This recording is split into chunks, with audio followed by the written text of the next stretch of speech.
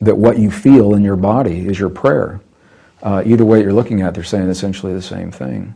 And that's the value of going to these places. Because the scientists now are beginning to understand, hey, there's a field out there, that's acknowledged. Hey, our observation is affecting the field, and what happens, that's acknowledged, and they're saying, what do we do with it? And you go into the ancient traditions, and they begin where we've just arrived. They say, oh, sure, there's a field out there. My Native friends, I remember the first day I shared this story with a Native American friend of mine I've known for years. And I said, they just made the announcement in the scientific journals. They found a field of energy that connects everything and all of creation. And I was very animated and very excited. He looked at me and he said, so, we're glad you figured it out. They already come from that place, and then they take us the next step. They say, not only does that field exist, here's how you use it. Here's how you apply it in your life. Here's how you make your village or your community a better place to live in your world. So for me, it makes tremendous sense, Michael, to honor our past in both ways of knowing, scientific, spiritual, to give both the same consideration, because they're us coming to terms with who we are in this universe.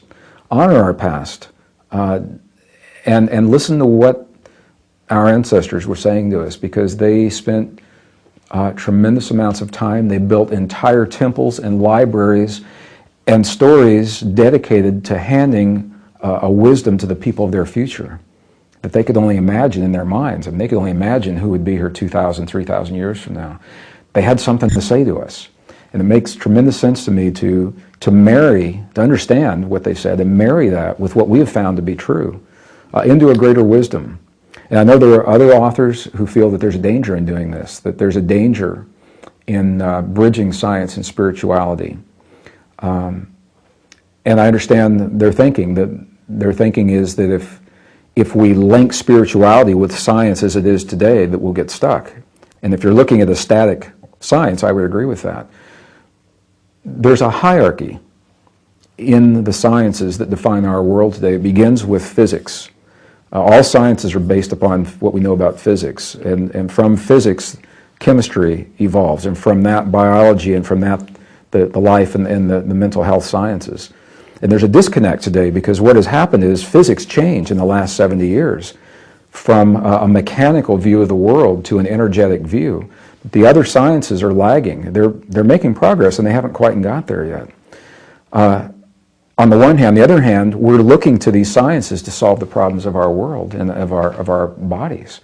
So the spirituality, to me, is a bridge that marries the sciences, and science is a bridge that marries the different spiritual traditions into a greater wisdom.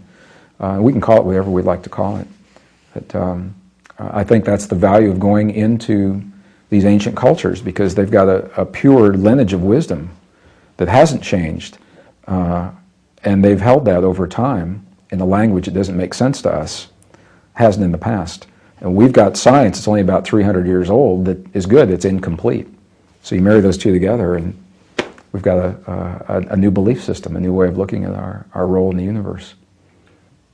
Since the mid-1950s, when the double helix was discovered as the form of DNA, DNA has been called the language of life, and it's been a metaphor.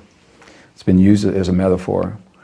There was can I tell you a short story? There was in the 19th century, there was an archaeologist named Heinrich Schliemann who read a book called the Iliad by Homer, and that was believed to be a metaphor, a fictional story of the forces between good and evil and light and dark. And he read this book and he asked himself the question, he said, what if this isn't fictional? What if it's a literal account of something that actually happened? What if we followed the clues that were left in the Iliad? Where would it lead us? And to make a long story very brief, he did precisely that, and it led him to a mound of earth that he and a team excavated. And in that mound they found that 9 layers, 9 levels of 9 cities that had never been known to exist before. And on the 9th layer they found the ancient gates of the city of Troy. And we knew for the first time that Troy was a real city, and that Trojan War was a real war. And there was a Trojan horse in the hell end of Troy, and all he did was follow the literal clues. Ancient traditions have been left to us that are said to literally describe the way a greater force created the universe and our bodies. And those texts are very mystical, and they've been believed to be metaphors. My question as an engineer was, what if we take those texts literally, just like Heinrich Schliemann took the Iliad literally? What if we took the instructions in the ancient Sefer Yetzirah, for example, the third mystical book of the Kabbalah? It's only 1,000 lines long, and it's as if an observer were watching God create the universe and our bodies and taking notes. I said, my question was, what if it's a literal description? What if we take that description and marry it to the best science, marry those two kinds of knowing into greater wisdom, where would it lead us? And the bottom line is that by following those clues, what we found is there is a numeric link, a mathematic code that links the DNA of all life in every cell of our bodies, everything from a blade of grass to a hamster to a goldfish. It links the DNA of all life to the letters of ancient alphabets in a very precise way. And this is a very bizarre way of looking at DNA. But what it says is that because of this mathematic link, we can take the letters of those alphabets and place them into the strand of DNA in precise places. And when we do that, following those instructions, lo and behold, the DNA begins to spell words, and the words begin to spell sentences, and the sentences make sense. And while we don't know precisely who or what is responsible for that code in our bodies, what it says to us is, number one, it says that we're here on purpose. We're no fluke of nature. We're no accident of biology. We are an intentional species. And that there is a message encoded. It's not on a temple wall or in a text somewhere that could crumble after a few thousand years. It's in the creation itself. There is a literal message, and the very first line of that message literally translates into the languages of ancient biblical Hebrew, ancient Arabic, and ancient Sanskrit. Precisely the same language literally says to us the words, God eternal within the body. God eternal within the body. It's like the introduction to a book. Every cell in our bodies has the genetic material in the very first level of the code. It's the same for all of us. It doesn't say who God is or where God came from.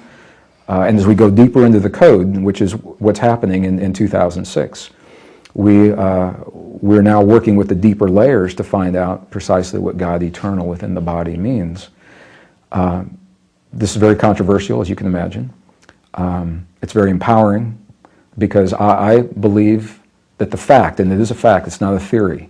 If you follow the instructions, this message is there. We can't say why it's there. It simply is there. The fact that that message is there tells us that we are here on purpose. We're an intentional creation. We're part of one another in all life. And what that means, and probably part of something greater that we are beginning to understand. And what that says to us is that the differences that have led to the great wars of our past, including the wars of the 20th century, those differences suddenly become obsolete in the presence of this. It says that at the most fundamental level of our existence, we're not so different after all. And my prayer is that as we are able to reveal the deeper layers of what this message in the cells of all life says, we'll know more about what that means in our lives.